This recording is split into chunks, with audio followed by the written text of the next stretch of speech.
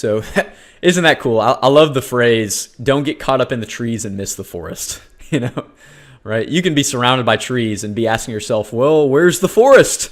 I don't see it, because the fact is you're in it. And that's the big picture. You're probably in something right now, or you came out of something, or you're going into something. And all that you naturally see, all that most people see, is the surface level. What's going on? Whenever you see people, let's say at school, that act a certain way, and you just ask yourself, there is no rational way why they act like that. They are crazy people. They are just weird people. I don't like them. Can I tell you there's reasons why they act the way they act? Why they say the things they say? Why maybe they're negative, maybe they seem hateful? Can I tell you there's a bigger picture at play? Today's show is sponsored by you guys. Please support the show by whatever means feels right for you. You can support financially by following the PayPal link in the show notes. You can like and share the podcast page on Facebook and Twitter. And you can for sure subscribe and leave a review on iTunes to make sure you get the latest episodes fed right to your computer or smartphone. Thanks for your trust and continued support.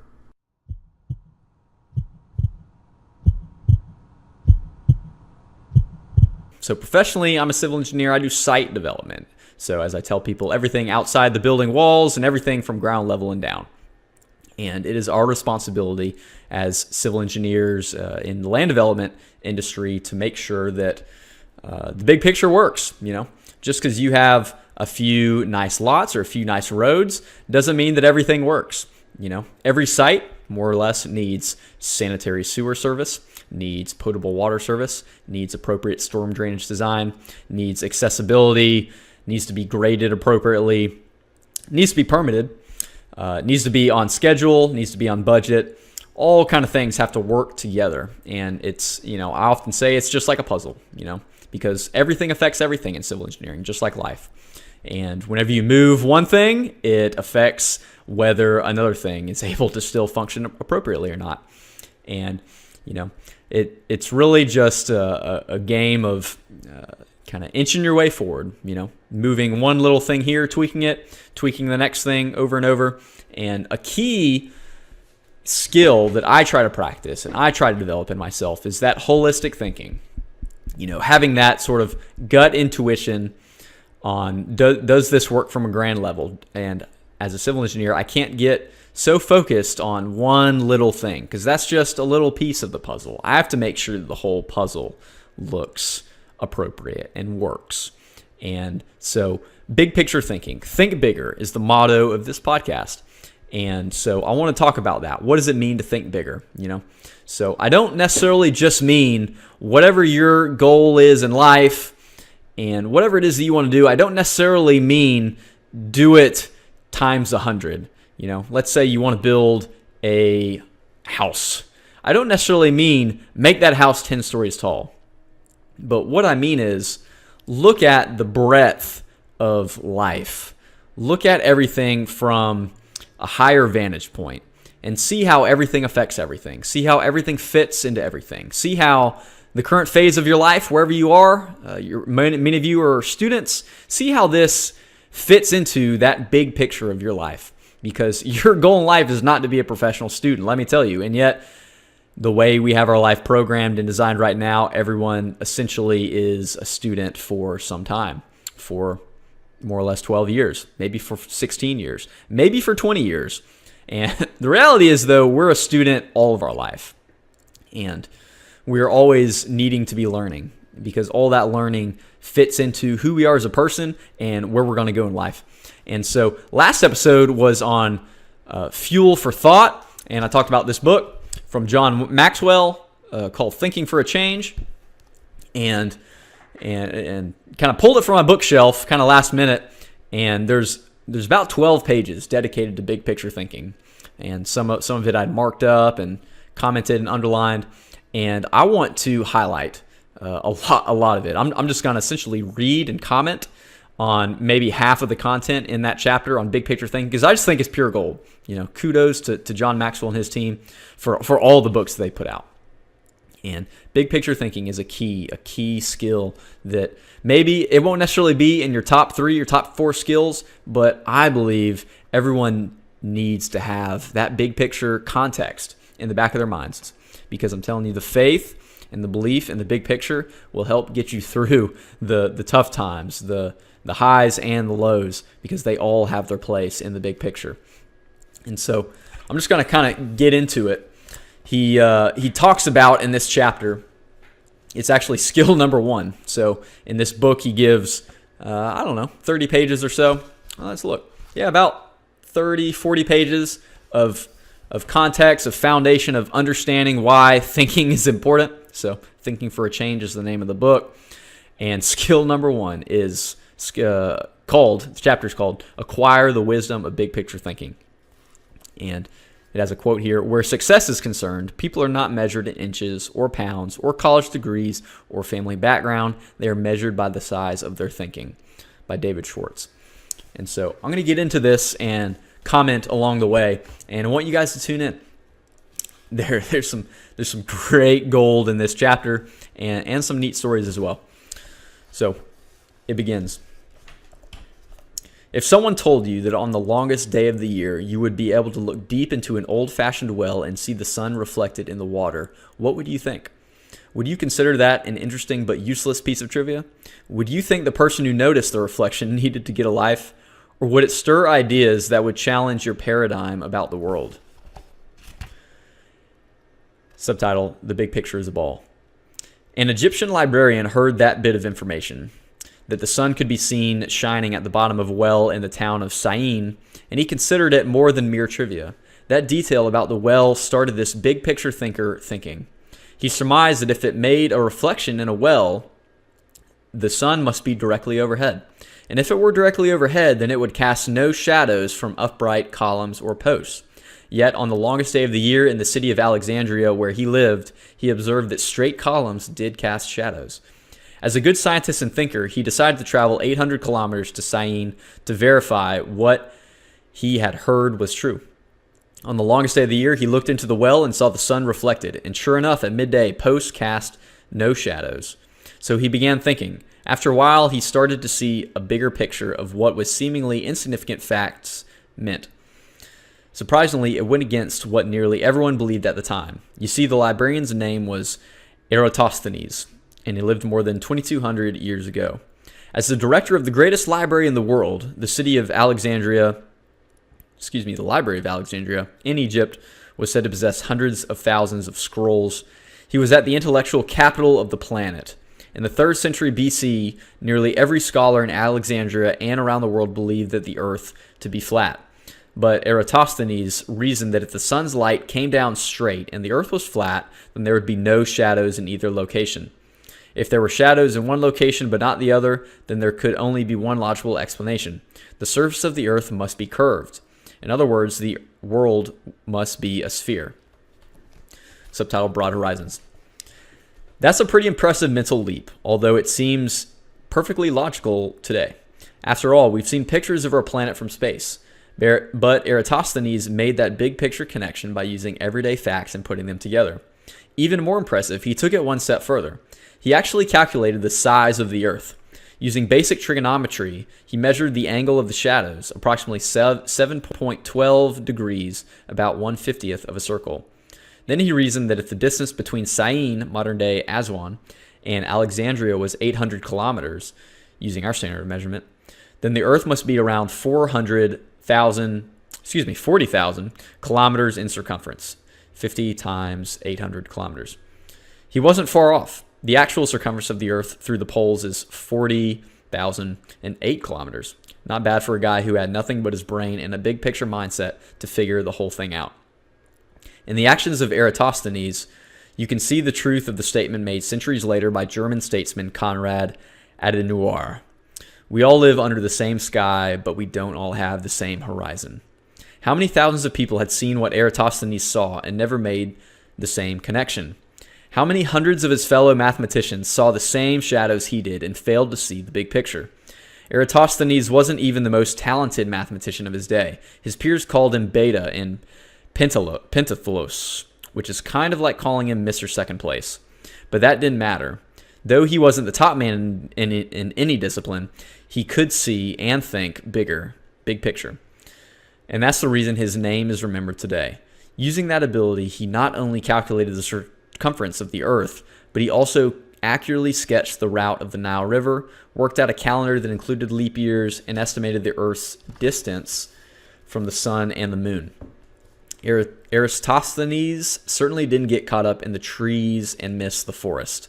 In fact, his perspective was so good that he saw not only the forest, but also the river that flowed into it, the planet that contained them, the parts of the solar system, and the parts of the solar system to which the planet belonged. Now let me pause there. For one, I need to catch my breath. For two, there's a lot of tongue twisters in there, okay? People in Greece had some weird names, can I tell you? And so, isn't that cool? I love the phrase, don't get caught up in the trees and miss the forest, you know? Right? You can be surrounded by trees and be asking yourself, well, where's the forest? I don't see it, because the fact is you're in it. And that's the big picture. You're probably in something right now, or you came out of something, or you're going into something. And all that you naturally see, all that most people see, is the surface level. What's going on? Whenever you see people, let's say at school, that act a certain way, and you just ask yourself, there is no rational way why they act like that. They are crazy people. They are just weird people. I don't like them. Can I tell you there's reasons why they act the way they act? Why they say the things they say? Why maybe they're negative? Maybe they seem hateful? Can I tell you there's a bigger picture at play? Try to see what is beyond just what is easily seen, and think a little bit more critically about it. You know, why are things the way they are? And don't miss the trees. Don't be caught up in the trees and miss the forest. The next subtitle is the mindset of big picture thinkers. You don't have to be a scientist or a mathematician to embrace big picture thinking or to benefit from it. It can help any person in any profession. When somebody like Jack Welch tells a GE employee that the ongoing relationship with the customer is more important than the sale of an individual product, he's reminding them of the big picture.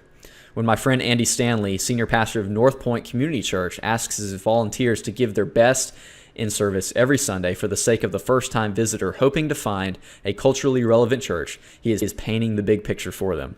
When two parents are fed up with potty training, poor grades, or fender benders, and one reminds the other that the current difficult time is only a temporary season, then they benefit from thinking big picture. Real estate developer Donald Trump quipped, "You have to think anyway, so why not think big?" Big picture thinking brings wholeness and maturity to a person's thinking. It brings perspective. It's like making the frame of a big picture, in the process expanding not only what you can see, but what you are able to do. Spend time with big picture thinkers, and you will find that they, one, learn continually. I'll read this part. Big picture thinkers are never satisfied with what they already know. They are always visiting new places, reading new books, meeting new people, learning new skills, and because of that practice, they often are able to connect the unconnected, just as Eratosthenes did. They are lifelong learners. To help me maintain a learner's attitude, I spend a few moments every morning thinking about my learning opportunities for the day. As I review my calendar and to-do list, knowing whom I will meet that day, what I will read, which meetings I will attend, I note where I am most likely to learn something. Then I mentally cue myself to look attentively for something that will improve me in that situation. If you desire to keep learning, I want to encourage you to examine your day and look for opportunities to learn. So I'll pause there. So there's a lot of great stuff there, and I'll tell you, Andy Stanley is, this was written, let's see if I can find in the foreword when this book was written. I'm kind of curious. July 2005, maybe? That's one edition. We'll go with around 2005. This was written, call it 12 years ago, more or less, we'll say. And Andy Stanley, man, he's a great pastor and communicator. You can look him up.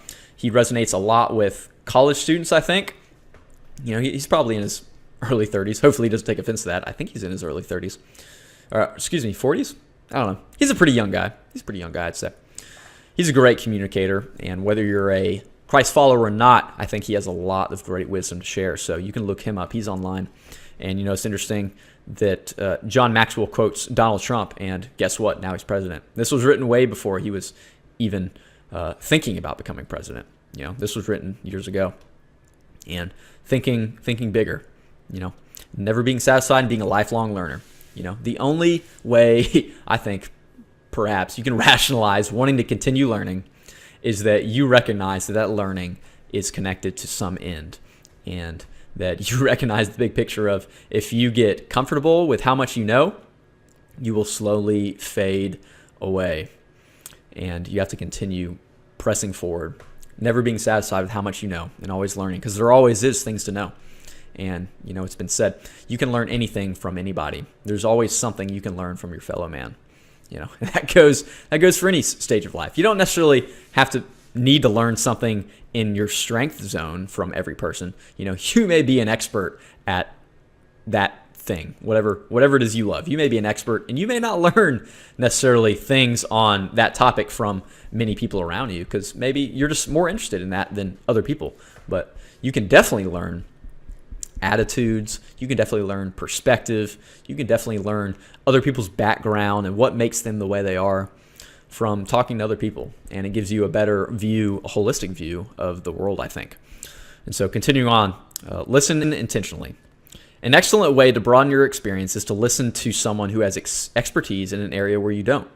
I searched for such opportunities. This year I spoke to about 900 coaches and scouts at the Senior Bowl, where graduating football players participate in their last college game. I had the opportunity, along with my son-in-law, Steve Miller, to have dinner with NFL head coaches Dave Wanstedt and Butch Davis. It's not often that you get such an opportunity, so I asked them questions about teamwork and spent a lot of time listening to them. At the end of the evening, as Steve and I were walking to our car, he said to me, "John, I bet you asked those coaches 100 questions tonight." "If I'm going to learn and grow," I replied, "I must know what questions to ask and know how to apply the answers to my life. Listening has taught me a lot more than talking." When you meet with people, it's good to have an agenda so that you can learn. It's a great way to partner with people who can do things you can't. Big picture thinkers recognize that you don't know lots of things. They frequently ask penetrating questions to enlarge their understanding and thinking. If you want to become a better big picture thinker, then become a good listener. And that's key. Just asking questions, and it takes a little bit of humility sometimes. But just because you ask questions doesn't mean that you're saying that you know nothing. You're just honoring the other person for what they know.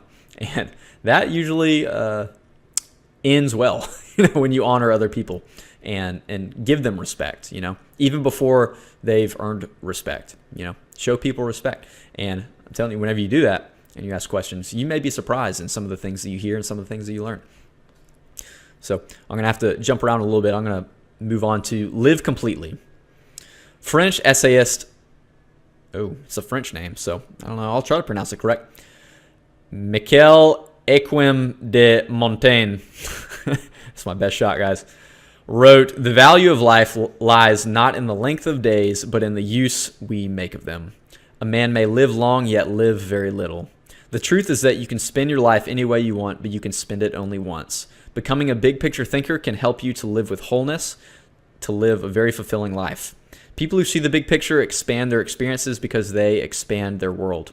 As a result, they accomplish more than narrow-minded people, and they experience fewer unwanted surprises too, because they are more likely to see the many components involved in any given situation: issues, people, relationships, timing, and values.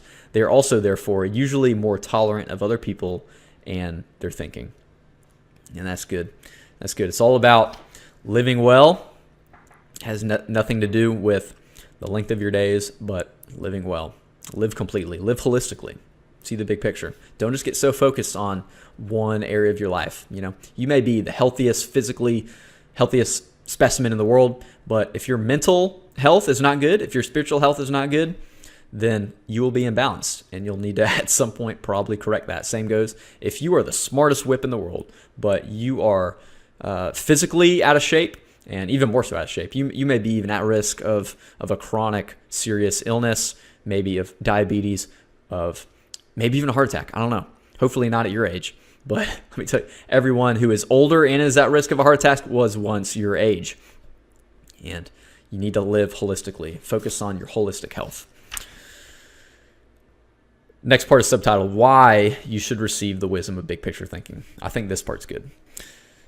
Well, I think the whole thing's good, but I think this part's extra good. Intuitively, you probably recognize big picture thinking as beneficial.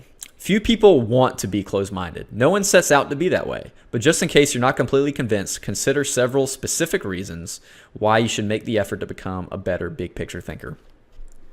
Number one, big picture thinking allows you to lead. A few years ago in Leadership Journal, Lynn Anderson described an incident from American history to illustrate limited thinking. More than 3 centuries ago, the Pilgrims landed on the shores of the American continent with great courage and wisdom. Courage and vision. They had wisdom too, I'm sure. In their first year, a small group of settlers established a town. The next year, they elected a town council. In their third year, that council proposed building a road 5 miles into the wilderness for westward expansion. But the following year, the people criticized the proposal as a waste of public funds. Evidently, they couldn't see the big picture. As Anderson pointed out, the Pilgrims had once been able to see across the oceans, but now they could no longer look even 5 miles into the wilderness. You can find many big picture thinkers who aren't leaders, but you will find few leaders who are not big picture thinkers. Leaders must be able to do many important things for their people. And I'll just spark note this part. See the vision before their people do. Size up situations, taking into account many variables. Sketch a picture of where the team is going. Show how the future connects with the past to make the journey more meaningful. Seize the moment when the timing is right. And so I want to go back and touch on that story of the Pilgrims.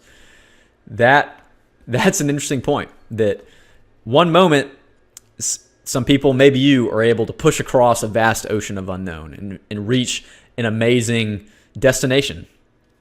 And they begin to believe that destination is, in fact, the final destination. And I think that's so neat. They could once look thousands of miles across an ocean, but now they can no longer look 5 miles into the future. And that is key. Don't get caught up in arriving at some destination, because then you will cut off the bigger picture. You will essentially be concluding that the big picture is finished. We are done. We are done here. We no longer need to progress. We have learned all we need to learn. We've done all we need to do. And imagine if those Pilgrims, what if there were no other established cities or towns in America? What if that was it?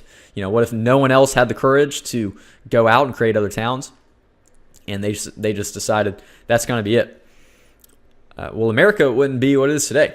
America wouldn't be what it is today for many, many great leaders, great people of courage to push westward, not just westward across the seas, but push that westward expansion. The bigger picture of why we even took this whole land in America, all of you, most of you are in America, is because we recognize that to be a safe country, you need to control your borders. You need to control all of your land. If we leave that westward area vacant, granted, maybe at the time, Indian Americans, Native Americans, whatever the heck is culture, whatever the heck you call them, Indians, maybe they resided there at the time, but after the Pilgrims landed in America, they knew that other countries were going to want to eventually, potentially take over some of this land.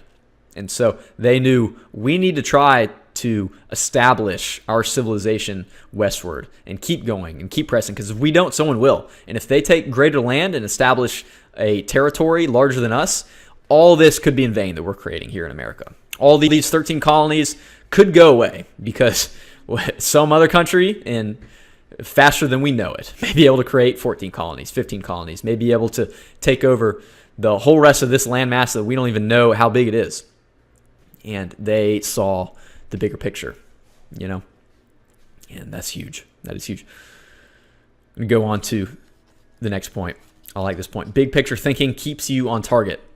Thomas Fuller, chaplain to Charles II of England, observed, "He that is everywhere is nowhere.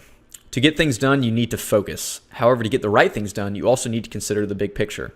Only by putting your daily activities in the context of the big picture will you be able to stay on target." As Alvin Toffler says, you've got to think about big things while you're doing small things so that all the small things go in the right direction. And that's good. That's good. That's gold. I'm going to read that again. That's from Alvin Toffler. You've got to think about big things while you're doing small things so that all the small things go in the right direction, right? You've got to understand why you're doing some little things you're doing. Those little daily habits that you do, for instance, making your bed. It's maybe it's not something you do on a daily basis. It's something I try to do, because doing those little things helps turn your mind into doing even greater things.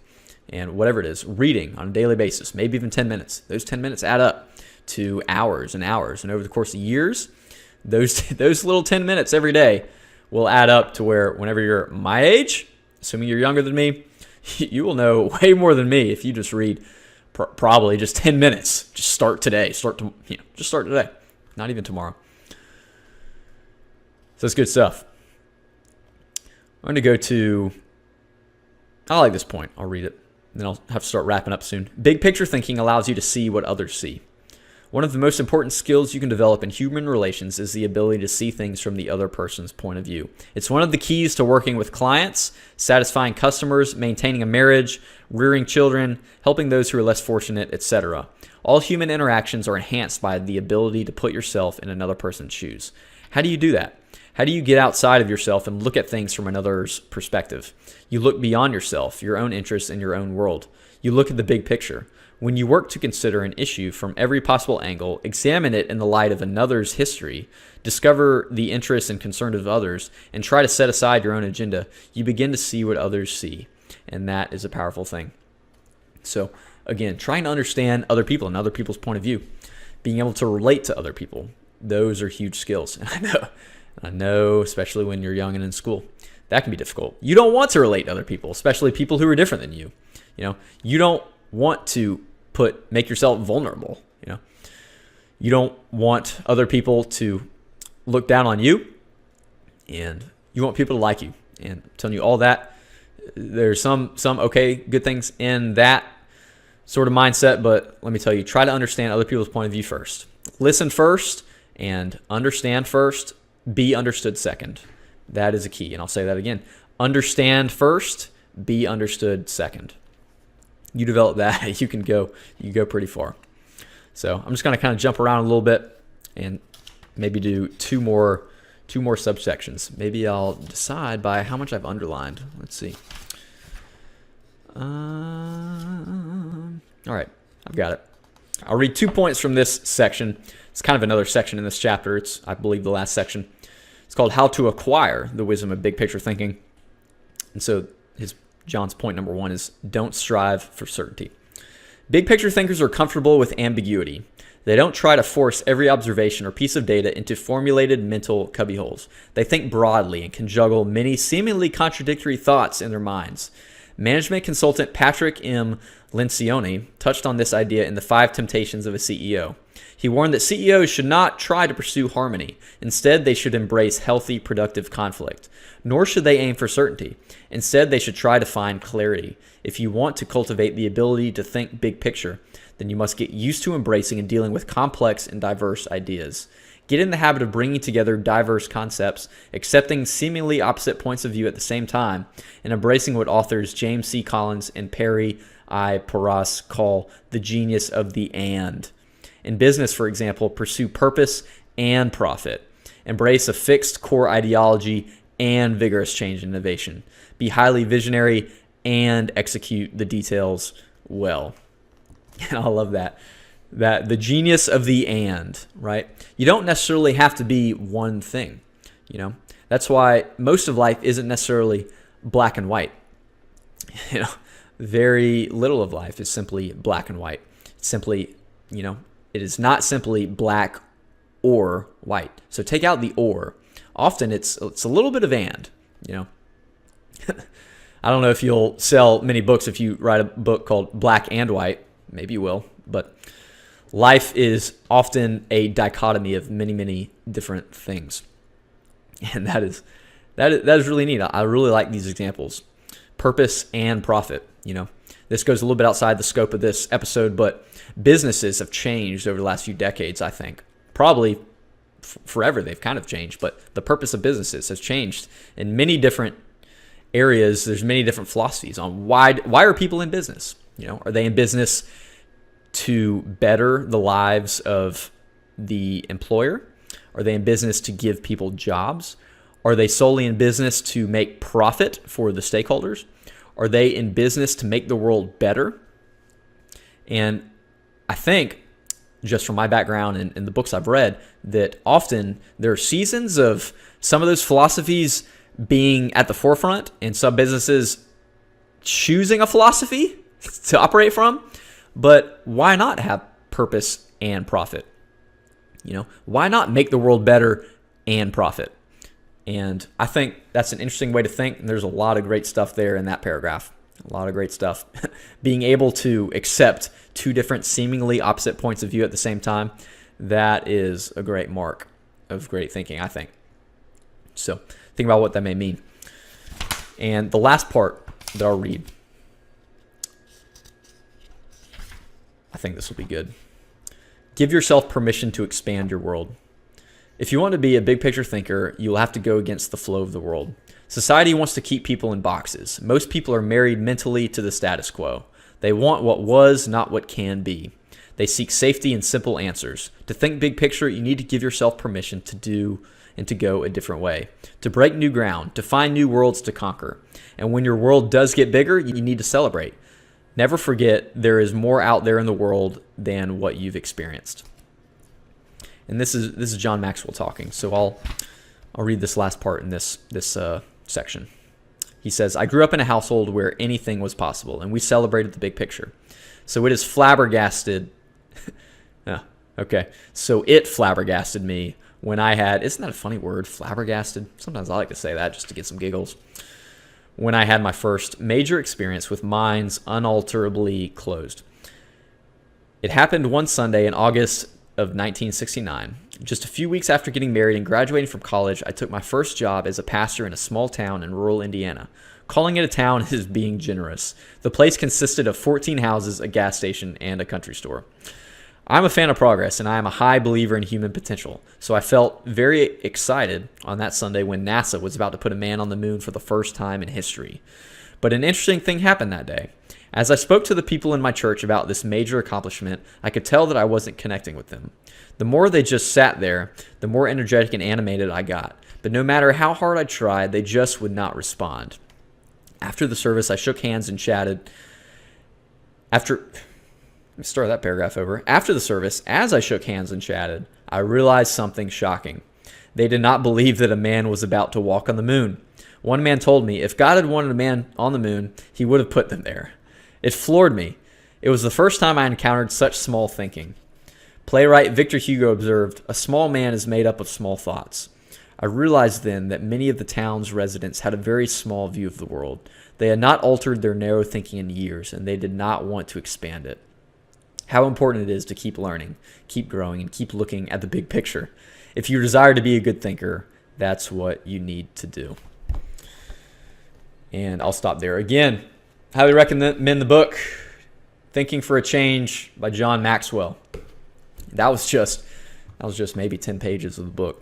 So I want that to settle and to sort of be the heart and a little bit of greater mind than me on big picture thinking, and how does that relate to you? What does that matter to you wherever you are? When you're in middle school, high school, maybe college.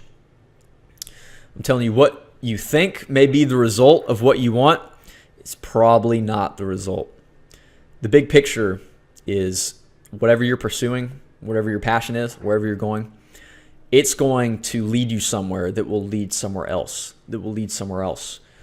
And this season will lead you into the next season. So whether this season is very good right now or a little bit tough, because those tough seasons are going to happen. Growing up is a challenge, no matter how old you are, no matter who you are. Like I've said, I've led youth groups, small groups, from middle school, high school, to young adults, to people in their 20s, even their 30s. And try to understand the big picture now. Try to see it. See it for yourself. See it in your mind. Pray about it. If you're a person of faith, talk to your pastors. Talk about where you need to go. Where do you think God is leading you in this next season?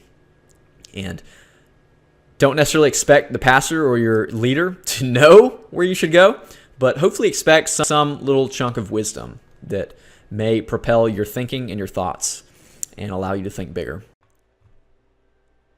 Well, guys, I guess we all knew that the series had to end at some point.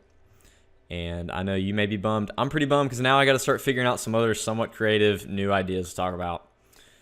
But want to try to kind of tie the knot on the series here and want to bring back up the core scripture from the first episode of the series in Philippians 4:13, that I can do all these things through Christ who gives me strength. That's Paul talking from a prison.